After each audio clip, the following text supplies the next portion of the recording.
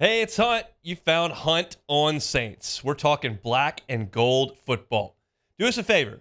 Hit the like button, share your comments below, and hit that subscription button so you can get all of our content. Enjoy. So let's talk some Saints. To do that, we bring in our guy, Ross Jackson from Locked On Saints. He joins us on the Jim's Firearms Hotline. Ross, we appreciate the time. How are you? Hey, buddy. Doing great. Thanks so much for having me on. Absolutely. It is our pleasure. Let's talk about the schedule release and what your reaction was as you saw it in its entirety. Yeah, I mean, it's an interesting schedule to be sure. I think, that's not the most engaging schedule in terms of national presence or anything like that. But I think in terms of what the Saints are looking to do this season and what they need to be able to pull out this season, I think that seeing the sort of top half of the schedule heavily loaded with complicated opponents, more challenging opponents like the Dallas Cowboys, the Philadelphia Eagles, Kansas City Chiefs, and Los Angeles Chargers that throw in there as well. And then kind of that back half of the schedule being a little bit more manageable kind of puts them in position to at least like be in competition, especially if they can get off to a fast start, but then also be able to have better control over what it is that they, are looking to do at the end of the season. We've seen a lot of times over the course of the past couple of years, this team have to wait around to see if another team can win them into the playoffs. They have a lot of NFC opponents post that Week 12 bye week, and that gives them a real opportunity to kind of be able to put themselves in position to be able to take advantage and stamp their own ticket to the postseason if they're in that conversation at that point. Let's talk about the NFC South. We'll go team by team. Are you buying what Tampa did last year is replicable a year later? I think you kind of have to take it at face value in terms of if they did it once, they can do it again. But, we know how it goes in the NFL. One of the hardest things to do when you have a successful season is repeat a successful season. It's why we see year in and year out so many teams that make the playoffs not be able to get back to the playoffs the next year, so on and so forth. I think that those types of things are kind of there in terms of what their concerns are. But, look, in terms of what they were able to put together on their offense, the way that they built their defense, the way that they were able to retain talent, I think there's enough there for you to look at and say, hey, this team has an opportunity to be able to get back to the playoffs. But am I buying 100% that that's going to happen? No, not necessarily. We'll have to see if they can prove it and actually replicate it for a second year in a row. Does Kirk Cousins in Atlanta mean that they're the favorites in the division to you? To me, yeah, I would think so. I mean, they're the team right now that probably has the least amount of leap that has to be made by adding him in. And I think that a big part of, what you're looking at with New Orleans is going to be mostly all around, are they going to be able to get into their new system? And that's kind of similar to what the Saints are dealing with here in 2024 as well. I think they're kind of in the same vein, but I think most people are probably going to be able to say, okay, well, we saw what the Saints were in 2023. We saw what Tampa was in 2023. Atlanta's new and shiny, and so that's probably what's going to make them a little bit more of a heavy favorite. And then Carolina, are they still a mess in your eyes? Yeah, absolutely. I mean, look, I like Dave Canales in terms of what they're able to kind of potentially do with him and the way that he's able to work out. But, it was cool what he was able to do with Baker Mayfield, but Baker Mayfield also had Mike Evans and Chris Godwin, right? They had like a good defense, all those other things. You don't really have that in Carolina.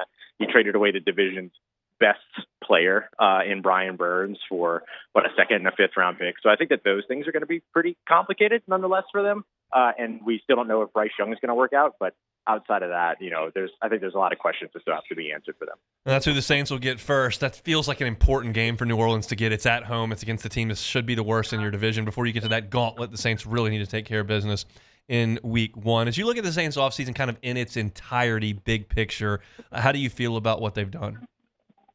I think it was a lot of maintaining and kind of, checking out what they were able to do in terms of additions or changes when it comes to their coaching staff. I think that ends up being a big piece for them. With the way that I look at it is that in 2023, they made a lot of changes to their roster. In 2024, they're making all these changes to their coaching staff. And so we'll just have to see if the two-step process actually works out for them. If the two-step process works out for them, then they're golden, but we just don't know that yet. Do you expect for Joe Fan to sit down that first Sunday against Carolina and will notice the offense is different? Say that one more time for me, I'm sorry. Do you think that Joe Fan is going to be able to sit there and watch Week 1 against Carolina and notice that the offense is very, very different? Yeah, I don't know. That is an interesting question. I'm not sure. I mean, that's going to be a tough one to be able to kind of measure just in terms of, where that offense is actually going to be able to go. I don't know how much they're going to be able to kick it into gear quickly with the young quarterback there and all those other pieces, right? There's so many of those, and then there's not really a lot of retention going on there too. So I think it might look different because of its attrition as opposed to its system. And so maybe that's where it looks different. But then what you're hoping for them is that over the course of over the entire season or the next couple of seasons, that they're kind of putting together something there soon. But yeah, I think at this point, maybe you're looking for building blocks at the absolute best. Let's talk about the Saints as it relates to Marshon Lattimore and what you think his future is. Obviously, they're saying that he's going to be a part of this long term, but what do you feel is the future for the Saints' best corner? Yeah, I think long term is I would struggle to co-sign that for them, right? Like I think that you're probably looking at maybe another season, maybe another couple of seasons.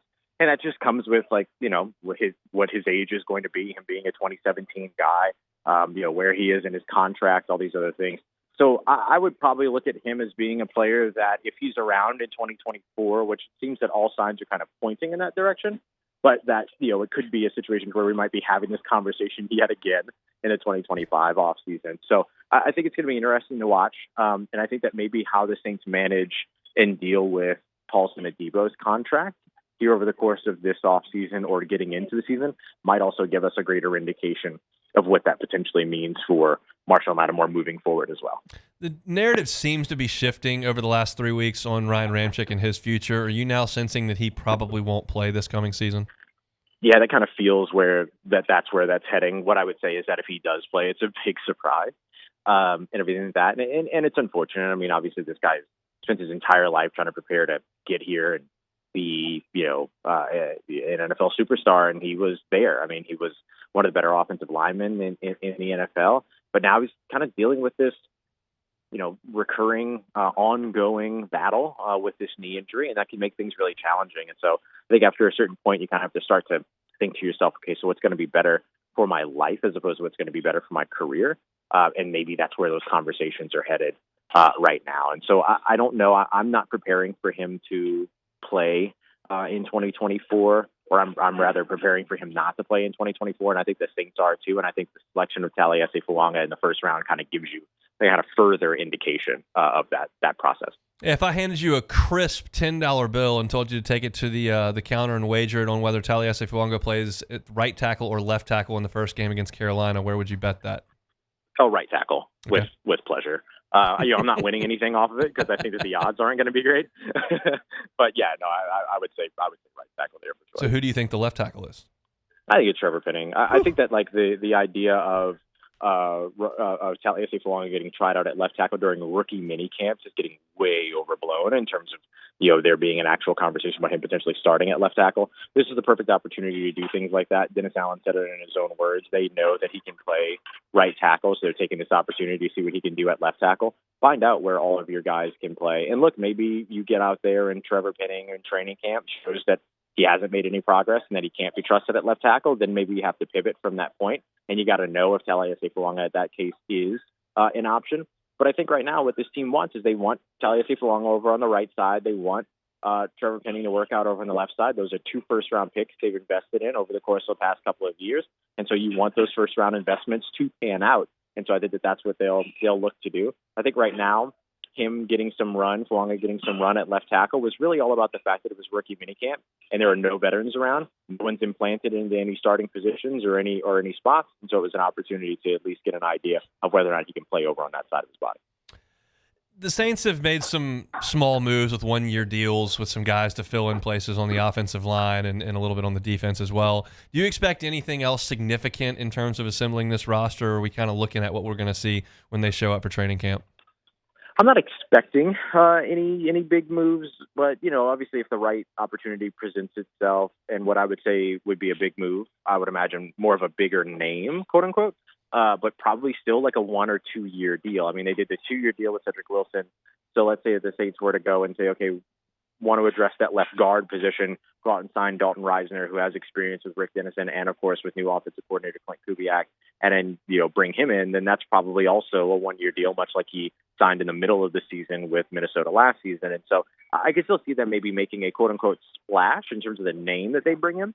and potentially landing an immediate starter, but I don't know that it's a multi-year contract. I think this one-year contract approach is really about trying to set yourself up to manage your salary cap over the course of the next couple of years, and I would see them probably continuing that trade, that sort of trend, rather, if they continue to sign free agents this offseason. If you're looking for Saints news, you can find it Locked On Saints. He is Ross Jackson, host of the Locked On Saints podcast. We appreciate some time. Have a great weekend, man.